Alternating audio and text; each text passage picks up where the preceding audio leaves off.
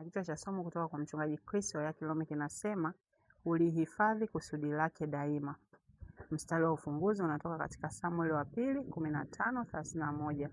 Inasema mtu mmoja akamwambia Daudi ya kwamba Ahithofeli yu katika hao waliopatana na Absalom. Daudi akasema, Bwana, nakusihi uligeuze shauri la Ahithofeli kwa ubatili. Mchungaji anaanza kusema, katika somo letu lililopita tulizungumzia jinsi Absalom mwana wa Daudi alivyoongoza njama kali dhidi ya Daudi baba yake.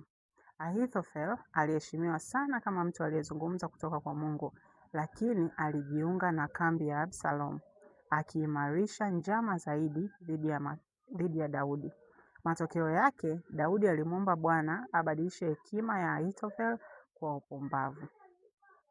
Lakini jambo la ajabu lilifuatia maombi ya Daudi. Biblia inasema Daudi alipanda juu ya mlima ambapo alimwabudu Mungu, na hapo hapo Hushai Mwariki akaja kumlaki. Jibu la Mungu lilionekana kwa namna ya mtu mahali pa mkakati. Mara tu Daudi alielewa hilo lilimaanisha nini na akajua ni jambo gani la kufanya. Alimwambia Hushai arudi mjini na kujionyesha kwa Absalom kama mtumishi, kama vile alivyomtumikia yeye Daudi.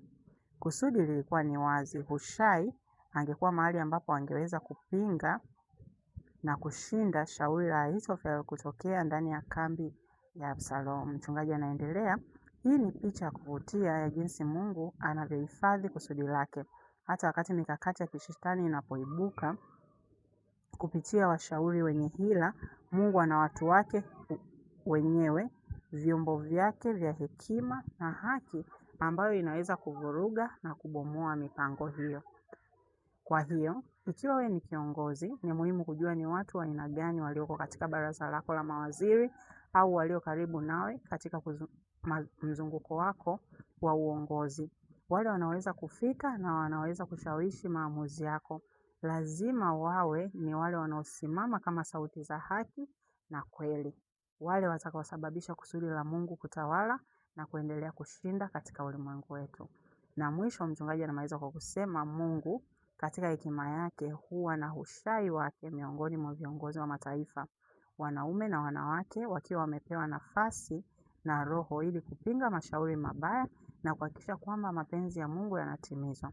Daima omba kwamba viongozi wawatambue wanaume na wanawake hawa waliowaweka kimkakati ili kuwasaidia kuhifadhi haki na kuendeleza kusudi lake katika mataifa. Haleluya. Naomba tusali wote hii sala. Mpendwa Baba,